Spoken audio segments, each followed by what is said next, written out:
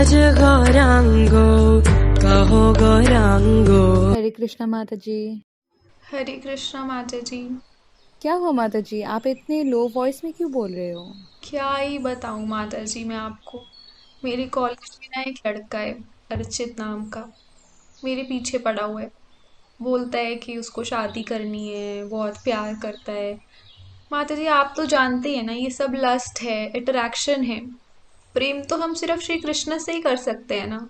हाँ माता जी, आपने बिल्कुल सही कहा, लेकिन फिर आप एक काम करो कि आप उनको काउंसलिंग करके समझाओ। अरे माता जी मैं कैसे काउंसलिंग कर सकती हूँ उनकी? वो प्रभु जी हैं, मैं माता जी हूँ।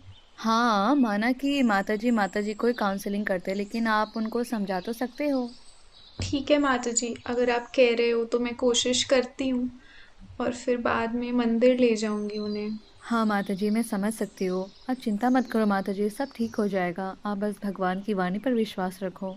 चलिए माता जी, हरे कृष्ण। हरे कृष्णा माता जी, थैंक यू, आपने इतना टाइम दिया अपना।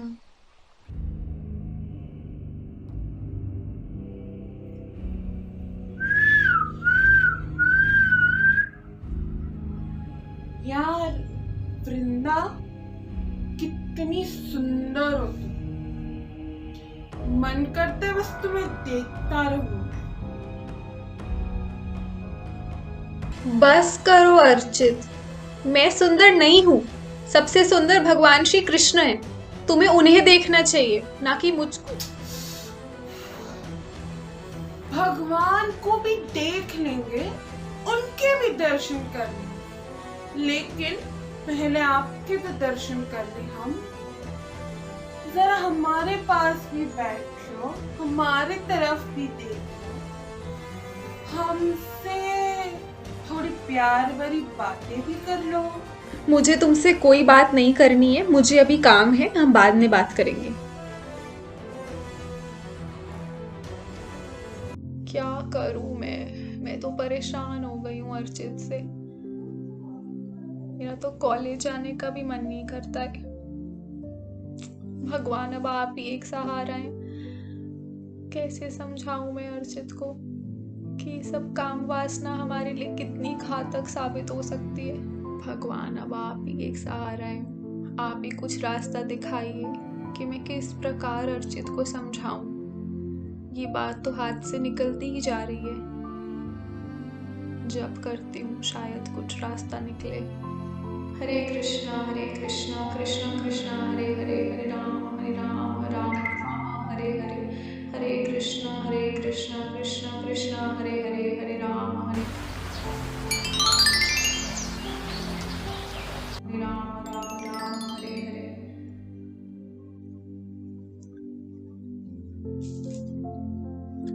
रागिनी माता जी ने कहा था कि भगवान की वाणी पे भरोसा रखो। भगवान की वाणी, आप बस भगवान की वाणी पर विश्वास रखो। गीता, भगवत गीता, मुझे उसमें सल्यूशन मिल सकता है। अरे वृंदा, कहाँ जा रही हो? यहाँ आओ ना मेरे पास, मेरे पास बैठो थोड़ा। अर्चित, क्या तुम जानते हो कि भगवान की वाणी क्या है? नहीं पता, क्या है? ओके ठीक है, तो मैं बताती हूँ तुमको, तुम ध्यान से सुनना। ये सुरिंदा जी बोलिए। श्रीमद् भगवत गीता है भगवान की वाणी। तुम जानते हो कि जब अर्जुन एकदम हताश हो गए थे, जब उन्हें समझ नहीं आ रहा था कि वो क्या करें, जब वो एकदम निराश थे, तब भगवान ने श्रीमद् भगवत गीता अर्जुन को सुनाई। ये है भगवान द्वारा गीत। और इंटरेस्टिंग बात जानते हो क्या है? हमारी लाइफ की सारी प्रॉब्लम्स का सलूशन कहाँ है? श्रीमद् भगवत गीता में। ओके ओके, बट मुझे कोई प्रॉब्लम ही नहीं है, तो मैं क्यों पढ़ूं भगवत गीता? प्रॉब्लम तो है अर्चित, प्रॉब्लम है, लेकिन हम समझ नहीं पा रहे हैं प्रॉब्लम। लस्ट, टेम्पटेशन, ये सब प्रॉब्लम ही तो है। और जब लस्ट सैटिस्फाइड नहीं होता, तब आता है गुस्सा। आता है ना अर्चित, आपको गुस्सा आता है ना? हाँ, आता तो है गुस्सा बहुत। और अर्चित, गुस्सा हमारे लिए ठीक नहीं है, लेकिन जब हम इस लस्ट को पूरा कर देते हैं तो फिर आती है ग्रीड, लालच, और करने का लालच। मैं तुम्हें एक बहुत ही सिंपल एग्जाम्पल से समझाती हूँ। जैसे ये हमारा हाथ है, अगर हमें यहाँ पे खुजली हो रही है तो हमने उसमें खुजली किया, पहले पहले तो बहुत अच्छा लगता है, बहुत मजा आता है, लेकिन अगर तुम इस पे खुजली करते रहोगे तो क्या होगा? सेप्टिक हो जाएगा, और फिर सेप्टिक में क्या होगा? दर्द होगी, पेन होगी। वो ही है लस्ट।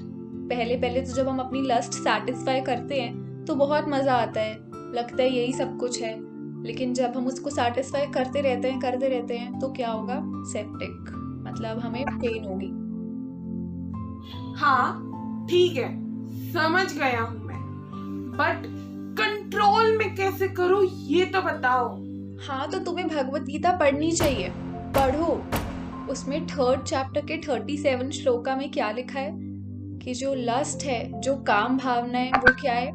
हमारा सबसे बड़ा दुश्मन, महाशनो महापापमा, हमारा सबसे बड़ा दुश्मन है ये। और इसका सल्यूशन वो भी भगवत गीता में दिया गया है 3rd चैप्टर के 41 श्लोका में, कि हम किस प्रकार अपनी इस काम भावना पे विजय पा सकते हैं। ये जो हमारा सबसे बड़ा दुश्मन है, इसको मारने का तरीका भी भगवत गीता में ही बताया गया है। हम ज्ञान और आत्म साक्षात्कार की तलवार से और अपनी इंद्रियों को संयमित करके इस काम भावना के हमारे सबसे बड़े दुश्मन को मार सकते हैं। क्या तुम समझे अर्चित?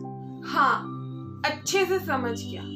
मुझे ये बताओ, और भी है लस्ट के बारे में भगवत गीता में? हाँ है ना, भगवत गीता के 5th चैप्टर के 22nd श्लोका में बताया गया है कि जो वास्तविकता में बुद्धिमान है, जो वास्तविकता में इंटेलिजेंट है, वो क्या करेगा? वो भौतिक सुखों में अपना टाइम वेस्ट नहीं करेगा, क्योंकि वो जानता है कि भौतिक सुख क्या है? क्षणिक है। इन्हें पहले करने में तो बहुत आनंद आएगा, लेकिन बाद में ये क्या करेंगे? हमारे ही दुख का कारण बनेंगे। इसलिए जो समझदार व्यक्ति है वो ऐसे आनंद को आनंद नहीं मानता। और भगवत गीता के 16वें अध्याय के 21वें श्लोक में क्या बताया गया है कि नर्क जाने के 3 द्वार हैं, लस्ट यानी काम भावना, एंगर यानी गुस्सा, और ग्रीड यानी लालच। तो अगर किसी को नर्क जाना है तो उसे 3 कार्यों में लगना चाहिए। पर अगर किसी को नहीं जाना, अगर कोई अपनी आत्मा का हनन नहीं करना चाहता, अगर कोई नीचे नहीं गिरना चाहता मनुष्य जीवन से, तो उसे लस्ट, एंगर और ग्रीड, इन तीनों को त्याग देना चाहिए। तो अर्चित, तुम समझे?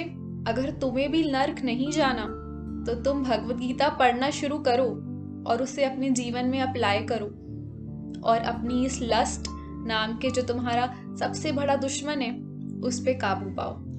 हाँ, मुझे नरक में नहीं जाना है। मैं आज से, बल्कि अभी से भगवत गीता पढ़ना शुरू कर देता हूँ। लाओ दो मुझे अपनी Bhagavad Gita Yatharoop. Thank you so much Vrinda, मेरी हेल्प करने के लिए।